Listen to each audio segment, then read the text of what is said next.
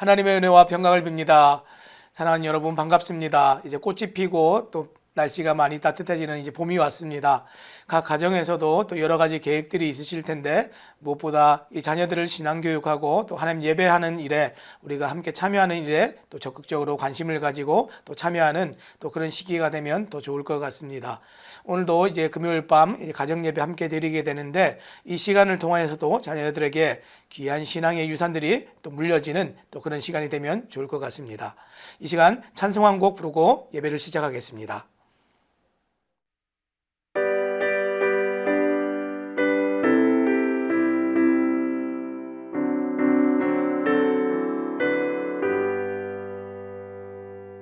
하나님 아버지 주신 책을 귀하고 중하신 말씀일세.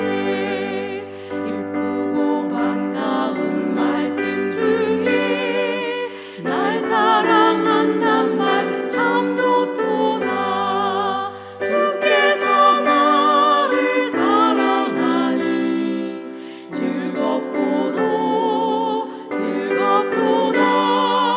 주께서 나를 사랑하니 나는 참 기쁘다. 우주의 영광을 바라보며 예수의 이름을 찬양하리. 영원히 찬양할 나의 노래 예수의 이름이 귀하도다. 주께서 나를 사랑하니 즐겁도다. 주께서 나를 사랑하니 나는 참 기쁘다. 주 예수 날 사랑하시오니 마귀가 놀라서 올라가네.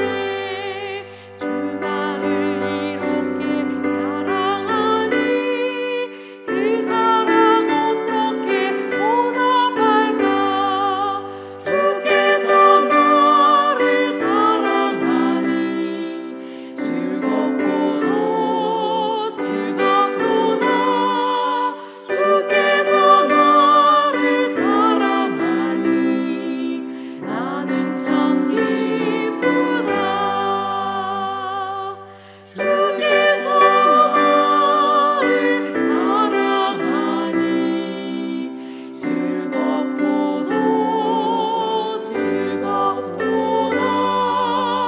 주께서 나를 사랑하니 나는 참 기쁘다.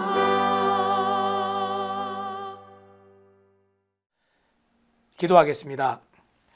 하나님 감사를 드립니다. 오늘 이 시간 우리가 또 귀한 예배의 자리에 함께 나와왔습니다. 가정이 함께하고 자녀들이 부모님과 함께함으로 말미암아서 같은 신앙이 공유되어지고 같은 믿음이 세워져가는 또 귀한 시간이 될 수 있도록 도와주시옵소서.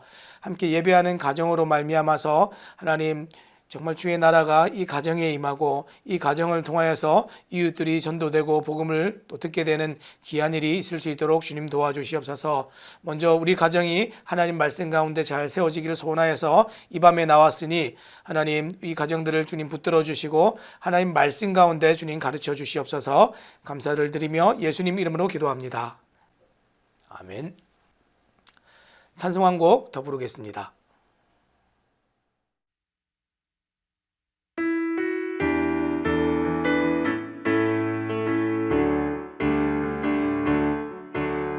오라 우리가 여호와의 산에 올라 하나님의 전에 이르자. 오라 우리가 여호와의 산에 올라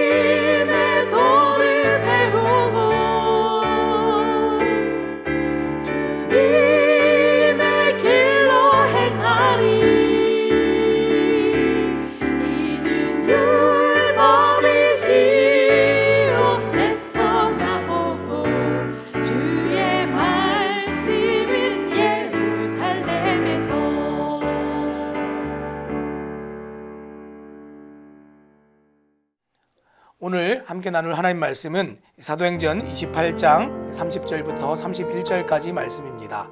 우리 이 말씀을 함께 또 잘 보시고 성경이 있으신 분들은 성경을 보시고 성경이 지금 없으신 분들은 앞에 화면을 또 잘 보고 따라 읽어주시기 바랍니다. 바울이 온 이태를 자기 셋집에 머물면서 자기에게 오는 사람을 다 영접하고 하나님의 나라를 전파하며 주 예수 그리스도에 관한 모든 것을 담대하게 거침없이 가르치더라. 아멘. 여러분, 사람이 죽고 나서도 영원히 남아있는 것이 있다 할 때 그것이 무엇이 되겠습니까? 사람들은 추억이 남는다 이렇게 얘기합니다.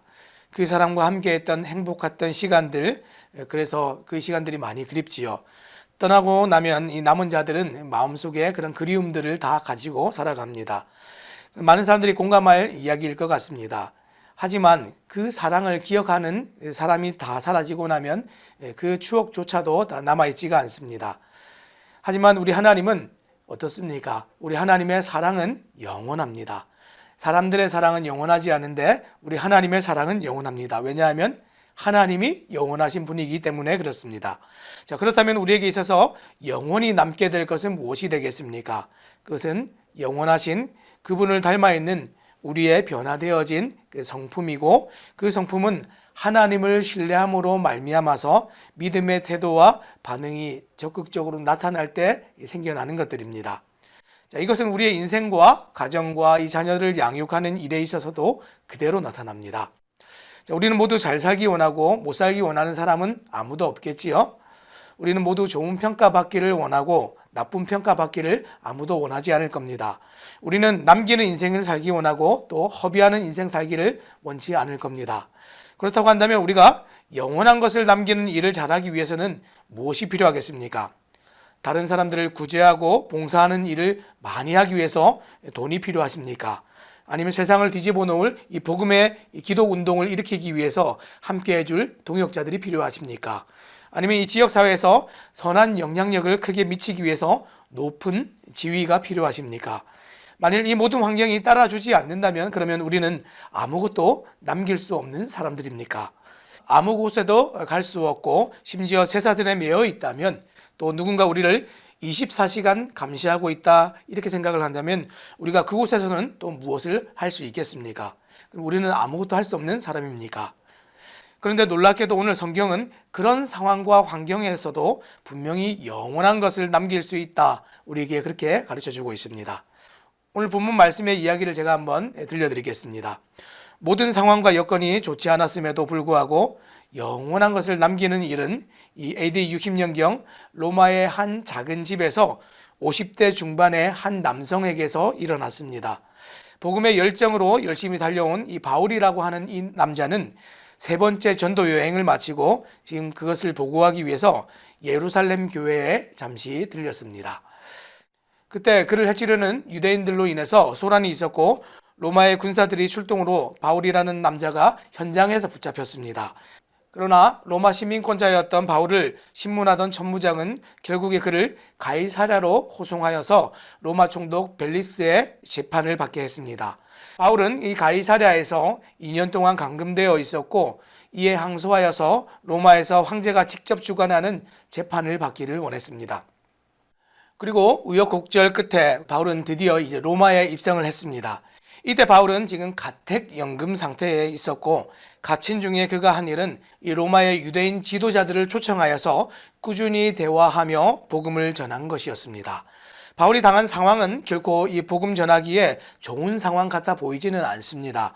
그러나 그는 복음의 통로로서 자신의 정체성과 하나님의 관점에서 자신의 상황을 이해하고 해석하고 그것을 바라보았습니다. 그리고 최종적으로 그가 보인 것은 믿음의 태도와 반응이었습니다. 결코 낙담하지 않았고 너무나 젠틀하게 자신을 찾아온 유대인 지도자들을 향해서 섬기며 그들에게 복음을 전했습니다. 바울은 그 시간을 하나님께서 자신에게 복음의 문을 열어주신 때라 이렇게 여겼습니다. 자, 그래서 오늘 본문의 첫 번째 레슨을 먼저 생각해 보면 모든 상황에 하나님의 관점에서 민감성을 가지고 순종하는 것입니다. 바울이 비록 그의 몸은 가택연금되어서 쇠사슬에 매여 있었지만 여기서 기회를 보았습니다. 자, 30절 말씀 다시 읽겠습니다. 바울이 온 이태를 자기 셋집에 머물면서 자기에게 오는 사람을 다 영접하고, 바울에게 다가오는 사람들을 지금 다 어떻게 했다고 얘기했습니까? 다 영접하고 한 사람도 거절하지 않았습니다. 왜 그랬을까요? 하나님께서 보내주신 사람들이다라고 바울이 확신했기 때문에 그렇습니다. 자, 그때부터 바울은 어디에 머물렀다고 되어 있습니까? 오늘 말씀해 보니까 셋집에 이렇게 얘기했습니다. 셋집에 머물렀다.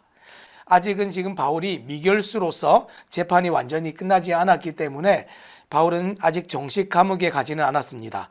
자, 이것은 앞에서 말했던 것처럼 일종의 가택연금 상태였습니다. 아마 조그만한 셋집을 얻었지만 여전히 밖에는 군사들이 지키고 있었고 바울은 쇠사슬에 매여 있었습니다. 그러나 딱 하나만 자유로울 수 있었는데 면회하는 것, 사람들 만나는 것만 자유롭게 허용이 되었습니다. 자, 이것이 당시 바울의 로마 투옥 상황이었습니다. 좀 더 자세한 상황을 알기 위해서 사도행전 28장 23절 말씀을 제가 읽겠습니다. 그들이 날짜를 정하고 그가 유숙하는 집에 많이 오니 바울이 아침부터 저녁까지 강론하여 하나님의 나라를 증언하고 모세의 율법과 선지자의 말을 가지고 예수에 대하여 권하더라. 그곳에서 바울이 했던 일을 보니까 어떤 일입니까? 찾아오는 모든 사람들에게 하나님의 나라를 또 예수 그리스도를 전하는 일을 했습니다. 그런데 아침부터 언제까지 했다 그렇게 얘기를 했습니까? 저녁까지. 아침부터 저녁까지 사람들에게 복음을 전했습니다. 그러니까 쉴 새 없이 주어진 모든 시간을 사용하여서 하루 종일 바울은 복음을 전하고 가르치는 일에 집중했습니다. 하나님이 주신 기회를 한순간도 잃어버리지 않고 최선을 다해서 응답하려고 바울이 노력했습니다.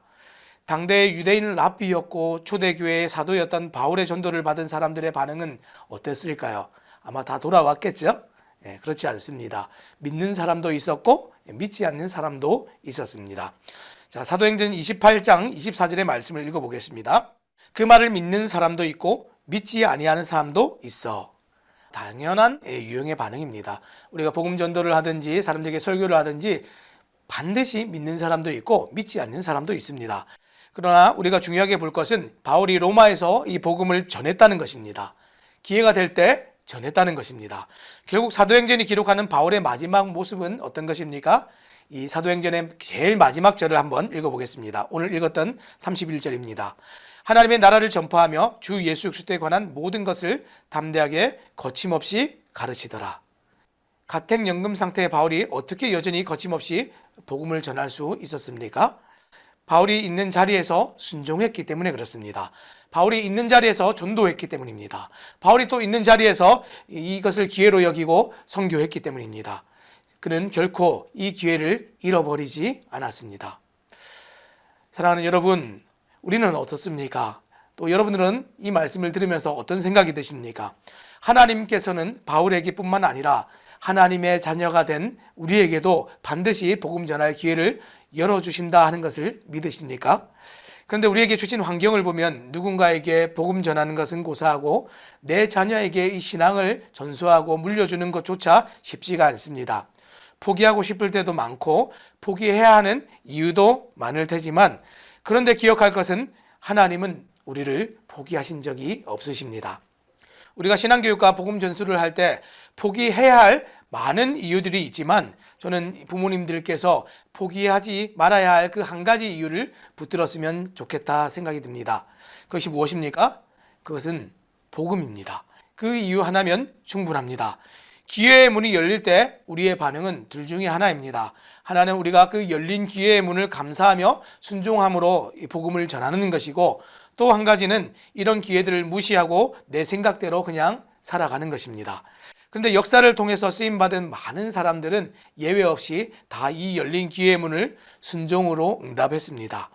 우리가 열린 기회의 문에 응답할 수 있는 딱 한 가지가 있다면 이런 상황에 대한 민감성을 가지고 우리가 있어야 한다는 것입니다.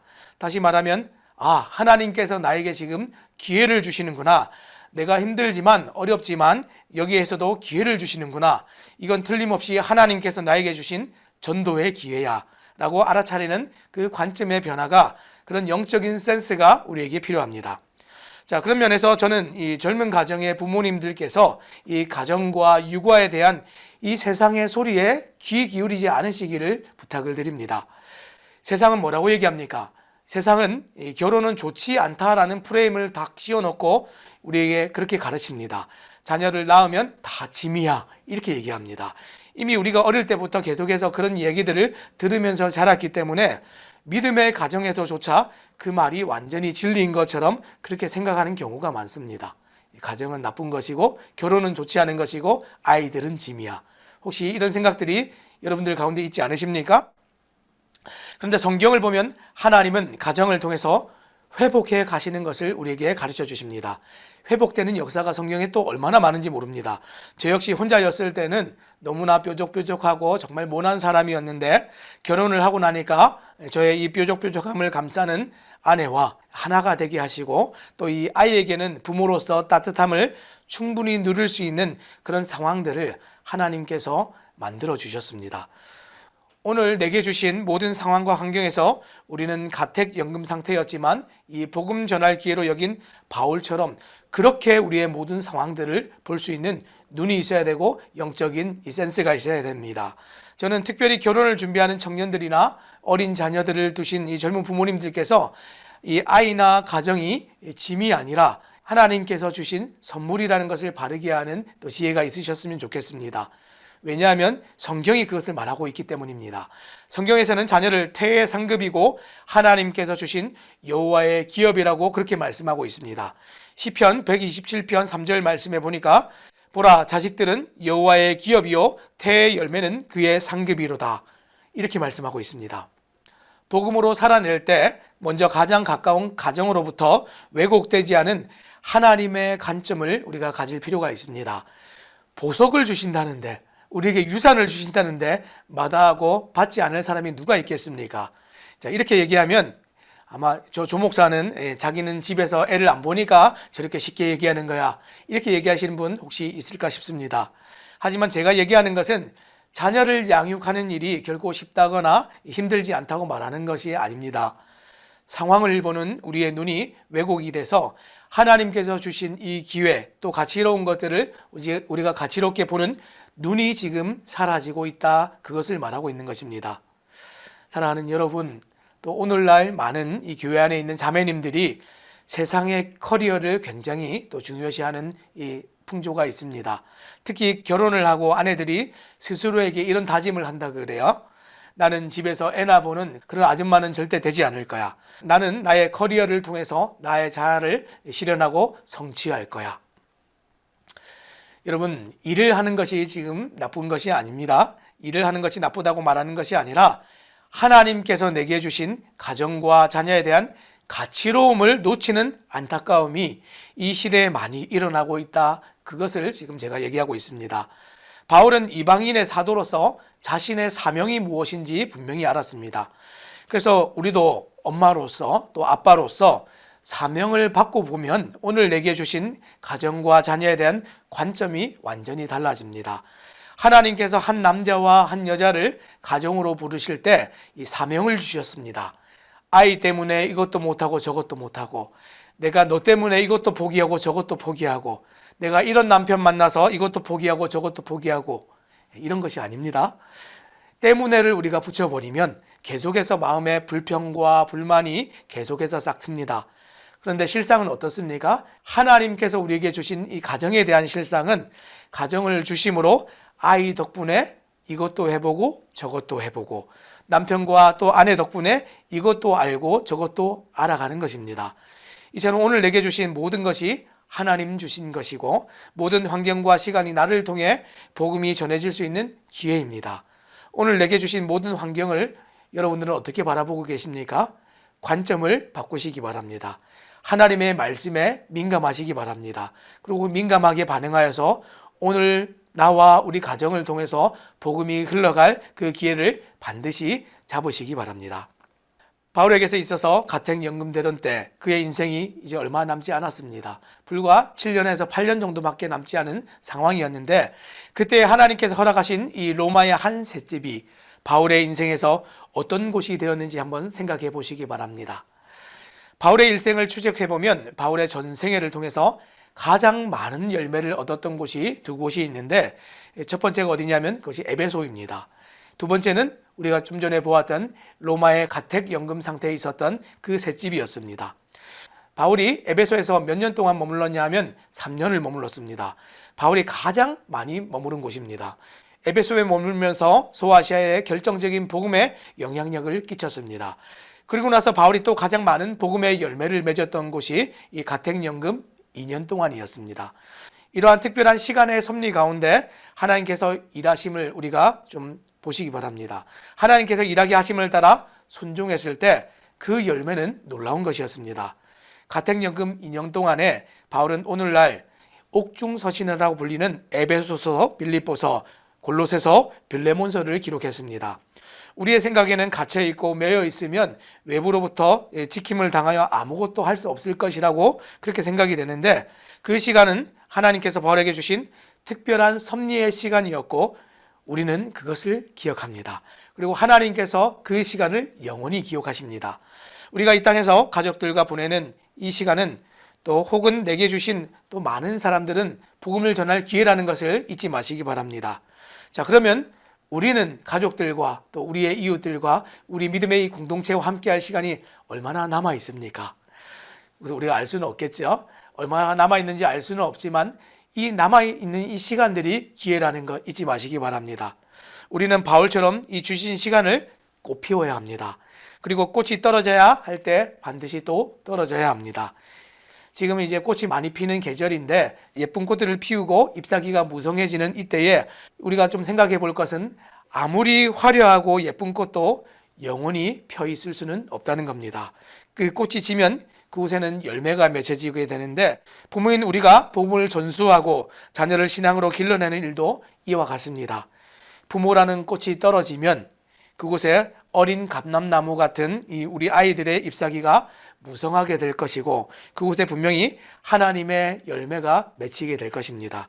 그래서 지금 꽃을 활짝 피워야 할 때 우리는 모든 것을 사용하여서 기회인 줄 알고 꽃을 피우시고, 부모라는 꽃이 떨어져서 이 세상에 없을 때 또 그 아이들이 신앙의 꽃을 피워갈 수 있도록 열매 맺을 수 있도록 꼭 그렇게 살아가시고 영원히 기억되시는 우리 새담침례교회 모든 부모님들 되시기를 바랍니다.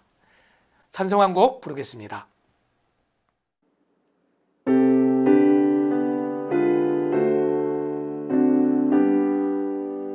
주 안에 있는 가정은 사랑이 넘치고 소망과 기도 같으니 다 평안 누리네.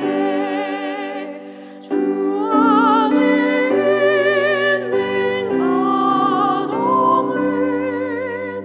감사가 넘치고 주님의 이름 높이며 말씀에 순종해. 주 안에 있는 가정은 찬양이 넘치고 거룩한 말씀 받으니 지혜가 충만해.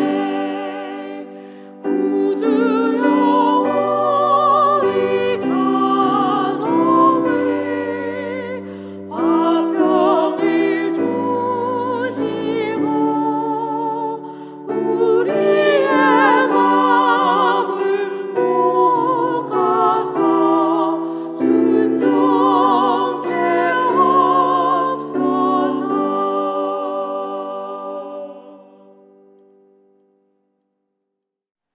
기도하겠습니다. 하나님 감사합니다. 오늘 우리가 가택연금 상태에 있었던 바울을 통하여서 또 사도행전이 마지막으로 기록하는 또 바울의 모습을 우리가 생각해 보았습니다. 우리에게 기억되어진 바울은 또 영원히 하나님께 기억되질 바울의 모습은 또 마지막까지 주어진 기회를 모두 사용하여서 최선을 다해서 또 복음을 전하는 모습이었습니다. 또 우리의 모습은 어떻습니까? 우리의 자녀를 길러낼 때 또 우리는 무엇을 하고 있습니까? 이 시간들을 우리가 허비하고 또 우리에게 주신 모든 상황에 우리의 관점이 또 세상의 왜곡으로 인해서 뒤틀려 있지는 않습니까? 또 바르게 이 신앙을 전수하고 복음을 전하는 또 귀한 부모님들 되고 귀한 가정이 될 수 있도록 주님 도와주시옵소서. 이 밤에 이 말씀을 통하여서 우리에게 도전하시고 또 복음 전할 또 기회와 또 복음 전할 또 말씀의 관점을 또 우리에게 허락하심을 감사드리며 예수님 이름으로 기도합니다. 오늘 말씀 잘 들으셨죠? 이 말씀 잘 기억하시고 이 사도행전은 늘 이 마지막을 통해서 또 새로운 사도행전을 우리가 또 써내려가기를 늘 우리에게 부탁하고 있습니다. 가정에서나 직장에서나 일터에서 또 우리가 만나는 모든 사람들에게 상황과 환경은 언제나 열려 있습니다. 하나님께서 언제나 도와주십니다. 그것을 기억하시고 또 어렵지만 자녀들에게 또 가정에서 또 복음 전수하기를 또 신앙의 유산을 물려주기를 그치지 마시고 포기하지 않는 우리 부모님들 되시기를 부탁을 드립니다. 이제 곧 주일이 다가옵니다. 이 주일 예배를 통하여서 늘 우리가 한 주가 시작되는데 그때마다 늘 결단하시고 다짐하시고 또 우리를 부르신 사명을 기억하시기 바랍니다. 엄마 아빠로서의 사명, 또 우리 직장에서 나를 불러주신 그곳에서의 사명들을 기억하시고 때를 얻든지 못 얻든지 늘 이 복음 전하시는 우리 새담침례교회 모든 분들 되시기를 부탁을 드립니다. 이 밤에 오늘 나누었던 이 말씀들을 생각하시면서 돌아보시고 다시 돌이킬 것들은 돌이키시고 결단할 것은 결단하시고 자녀들에게 정말 미안하다고 얘기할 것들은 미안하다 얘기하시고 또 새롭게 가정을 또 세워가시는 또 모든 성도님들 되시길 바랍니다. 우리는 예배를 기대하면서 또 주일날 뵙도록 하겠습니다. 평안한 밤 되시기 바랍니다.